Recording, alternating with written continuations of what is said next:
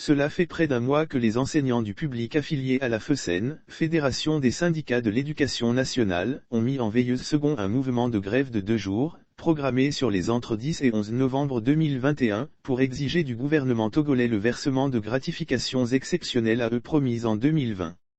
Ce jeudi 2 décembre, pendant que les délégués issus de 8 fédérations d'enseignants se retrouvaient à Lomé pour évaluer l'exécution du protocole d'accord État-syndicat de 2018, 7 directeurs d'école ont repris fonction en tant que chefs d'établissement dans la préfecture de Wawa, dans les Plateaux, après une période de déchéance.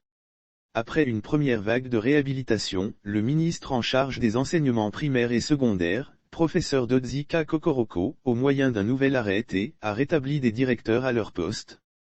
La réaction de ce nom Ounsime, SG de la FESEN, ne s'est pas fait attendre. Cette mesure satisfait aux préoccupations actuelles de la fédération. Notre préoccupation, à l'heure actuelle, reste le rétablissement des directeurs déchus à l'issue de notre mouvement de grève des entre 3 et 4 novembre dernier. Ils sont nombreux ces enseignants qui nous appellent pour nous exprimer leur soutien et se réjouir de nos actions, a-t-il confié à l'homme.com. Concernant la demande initiale objet de la première cessation de travail des enseignants d'école pour le compte de l'année académique 2021 à 2022, le SG de la FESEN précise que des délégués envoyés par les fédérations syndicales travaillent de concert avec les autorités pour évaluer le protocole d'accord dans l'optique de prioriser les actions à venir. Ces 7 directeurs précités et rétablis dans leurs droits faisaient partie des 1345 chefs d'établissement qui avaient été démis de leurs fonctions pour avoir observé un mouvement de grève à l'initiative de la FESEN.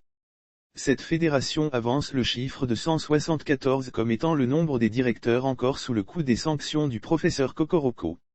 Leurs justificatifs sont en cours de traitement au niveau des directions régionales de l'enseignement avant leur transmission au ministère de tutelle. Dans ce dossier, se mêlent abus d'autorité, erreurs d'appréciation, règlement de compte et précipitation ayant entraîné un défaut de mise à jour des listes des noms des personnes envoyées au ministre Kokoroko pour les retentissantes sanctionnées précitées.